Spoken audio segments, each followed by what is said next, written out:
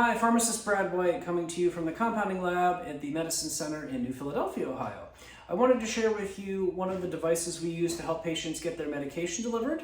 Today we're going to talk about a tube, and this particular tube is generally used for patients that get a rectal application for a cream. You might have some different problems in your rectal area, and your doctor might be giving you a medication to help not only improve blood flow to the area to help heal it, but also to help with any discomfort you might be having. And the important use of this medication is important to get the most out of your therapy. So what you do first is you take the top off of your cream or ointment. You're going to screw on the rectal applicator tip that we provide with the tube, and then you can squeeze gently your tube until you get a little bit of medication out of the tip.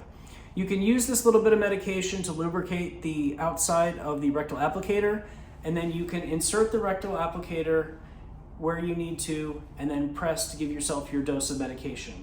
So sometimes that dose is topical, sometimes it's internal inside the rectum sphincter, but make sure that you follow your doctor's directions, and when you're done, wash your hands and you can unscrew this tip and clean it up too with soap and water.